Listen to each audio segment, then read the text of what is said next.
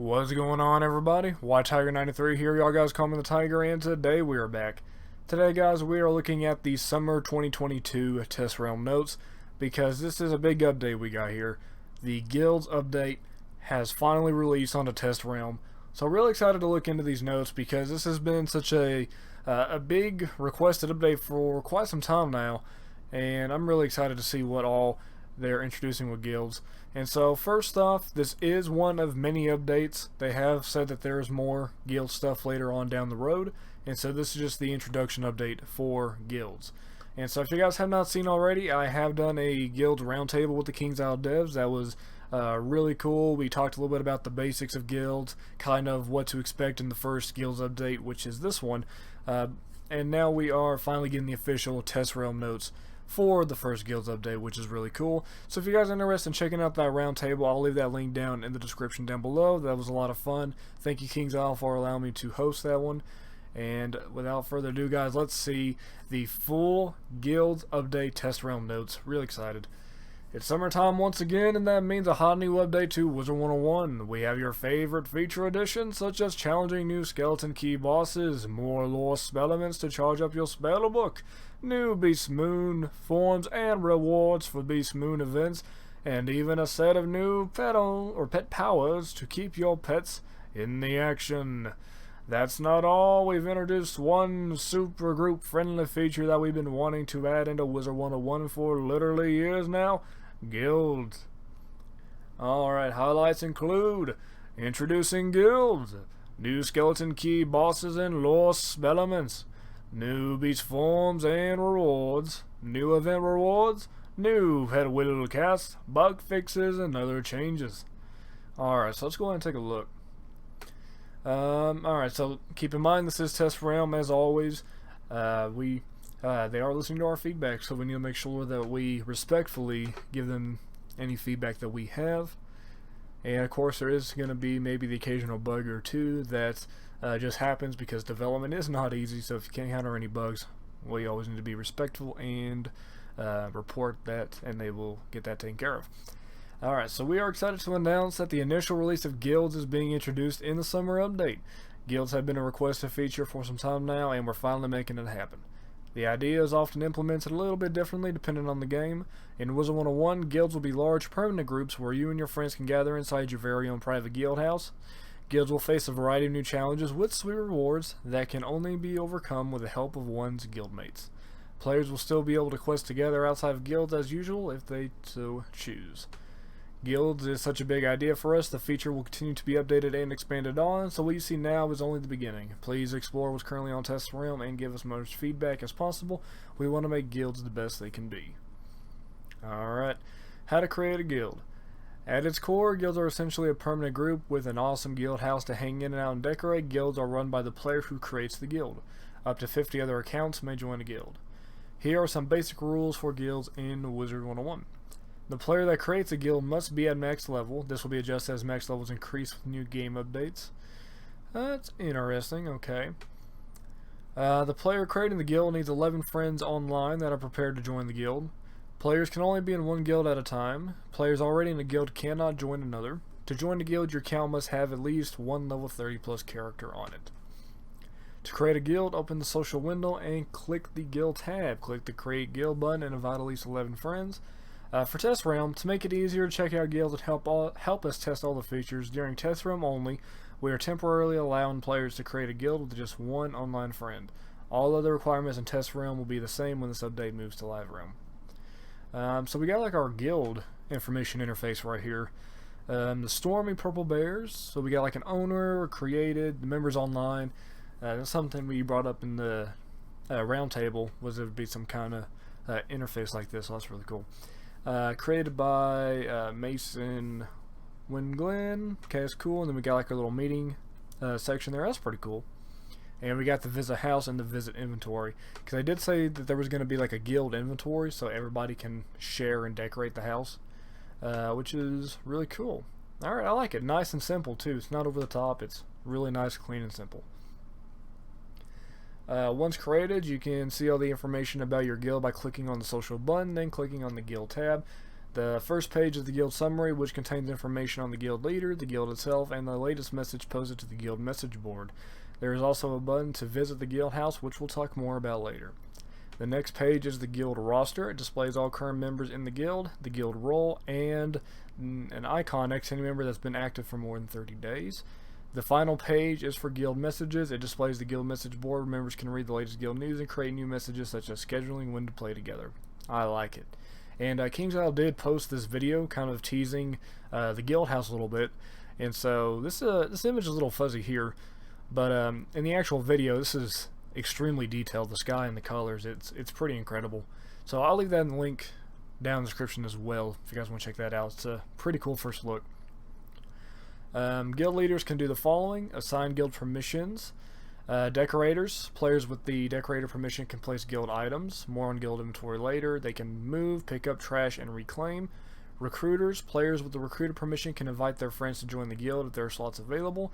Messengers, players with the messenger permission can send guild messages. Change guild leader, can select another guild member to take over. Change the guild name, the guild leader can choose a different name. Remove a player from the guild, the leader can remove. Guild members can create a group from players in the guild. They can leave the guild. If the guild leader wishes to leave, they must change the guild leader first. And if they're the only one, they can disband. Guilds can have up to 50 members. Multiple characters on the same account will count only as one member slot. Therefore, a guild can have more than 50 character members. The guild house. Use the visit house button on the guild summary page or shift home hotkeys together to teleport to the guild house. Players with the decorator permission can place items from the guild inventory in the house. They can also move and pick up items. Initially, only the central island of the guild house is revealed. The guild can then work together to unlock various things hidden around the island. When at the guild house, there's a button on the guild summary page for guild inventory. Guild inventory holds guild-owned items with space for 100 items.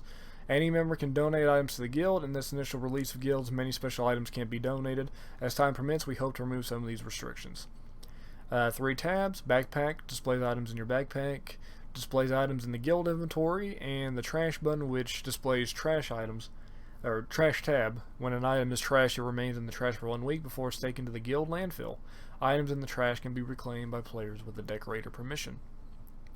Groups can have up to 6 players and are meant to ask as quick temporary solution in organizing adventures or event play. For instance, you are somewhere in Wizard City and run into a random player that happens to be doing the same things together, so you decide to group up to make it easier or to make sure you queue up together in events. Adventure parties are for people who are either friends or may potentially become friends. Adventure parties can have up to 12 members. These players can send messages to the adventure party message board. And then now we have guilds, which we kind of talked about before as well. On the channel, we talked a little bit how, and I mean everybody has been talking about ever since they introduced adventure parties and the group improvements, that guilds was going to be like the end game. Everybody was very excited because that was kind of like the initial groundwork and teaser to what would be introduced later on, which is guilds. So pretty cool that over time that the theorizing and the predictions, it all came true. It's pretty cool. Guilds are a more permanent form of groups in adventure parties, typically around an existing group of friends. Guilds are formed by a max level wizard and at least 11 other level 30 plus. The maximum number of players is 50. Just like adventure parties, they can send messages and form groups. Feature guilds related features. We hope to finish an in-progress advanced guilds adventure feature called raids. This exciting series of combats and mobs will require groups of guild members to defeat and win the riches found along the way.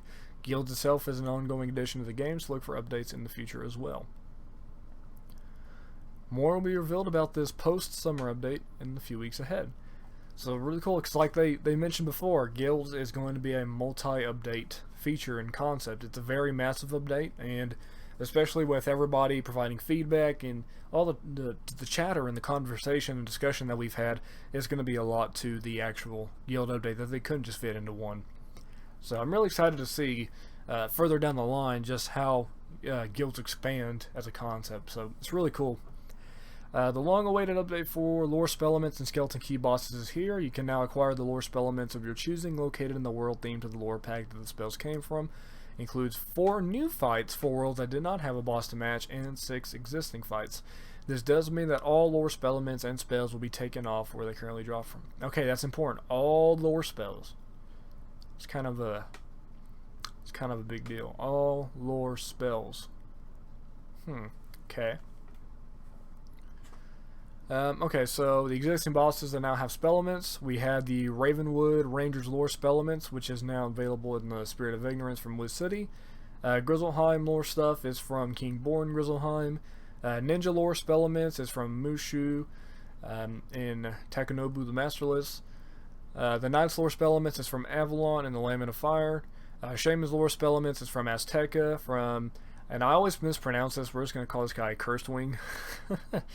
Reindeer Knight and Krampus spell elements is from various worlds during the Yuletide events, such as Krampus. Cool. Or mainly Krampus. Here are the new bosses that now have spell elements. Wisteria lore is from Baron von Brecken in Wisteria. Immortals lore spell elements now from Aquila and Lady Stonegaze. Keeper's lore spell elements, Dragonspire from Hylor Magus. And I think that's how you say that. I don't know. Celestian lore spell elements is from Celestia, from Drowned Dan, and Sunken Sam. In addition to these exciting new fights, we have changed the system of skeleton keys in a few ways. Firstly, we're phasing out wooden and stone. Okay, that's interesting. I want to talk about that for a second. If they're phasing out wooden and stone keys, then that's interesting. Because the way I've always seen it is like wooden and stone is for kind of like the younger player, or like the lower level wizard, or like an easier difficulty of a certain boss, and then the gold keys is supposed to be kind of like the top tier, maybe more difficult, maybe more rare items you're farming for. And so that's interesting. And because stone keys to me have always been the hardest. Stone keys have always been the hardest, and in gold we have our selected spots that we've always farmed for, but that's interesting that they're wanting to phase out wood and stone. So I wonder if that means that previous wood and stone key bosses will be changed, if the key drop rate for gold keys are going to change. I don't know. I'm kind of interested in seeing how that goes. That's not something I expected. Firstly, we're phasing out wood and stone keys, which means all 10 of these new fights will be unlocked with gold keys. The gold keys are now found on event progress bars, as well as skeleton key bosses. Alright, so existing skeleton key bosses can drop keys, and then I guess we're actually getting them from event progress bars now, which is pretty cool. I like that. Because I think that the progress bars for both the Scroll of Fortunes and the events, I don't think they're being utilized to their full potential.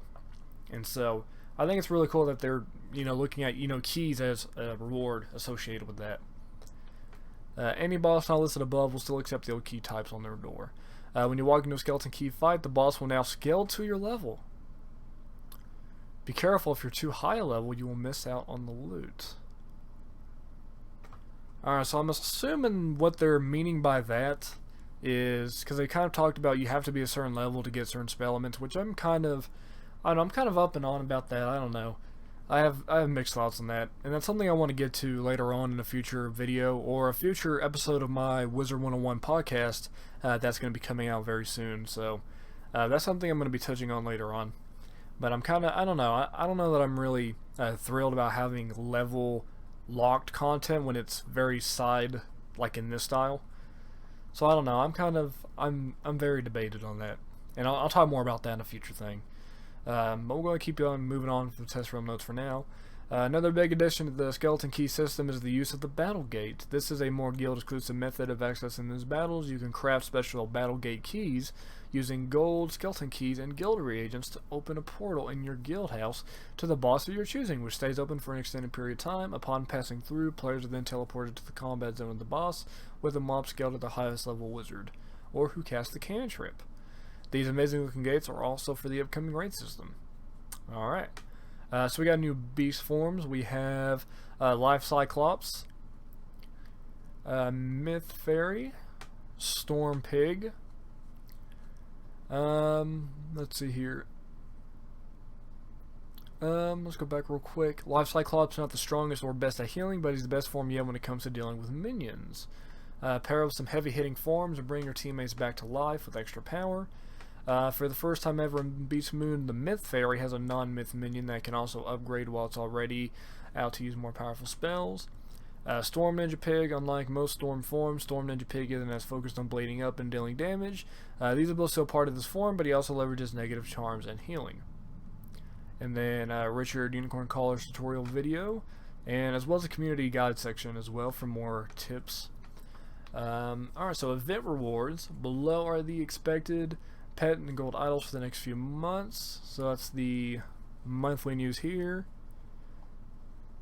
And new pet wheel casts. Riding the scales. Clear, like resistance, hit all. Okay, I was just looking at how to read that card. That's you know, it's really interesting to see how spells have advanced. We're just gonna keep scrolling. In the past, wheel casts have only been available in PvE, but we're introducing 7 new talents for use in PvP. These are no ordinary will casts, as they do not cast an extra spell in the same turn. Instead, these talents will place a specific bonus card on the top of your deck for the next time you draw. Bernie's Omen, Meltdown, Blossom's Omen, Tranquility, Ivan's Omen, Delusion, Kelvin's Omen, The Wall of Blades, Mortis Omen, Contagion, I don't know, Niall's Omen, Riding the Scales, and Torrance's Omen, Reap the Whirlwind. If you enjoy these Omen spells, you can look forward to even more deck manipulation and will cast in the future. And then we got some bug fixes and other changes and improvements. PvP seasons will change on Wednesdays. And yeah, so just some miscellaneous stuff here.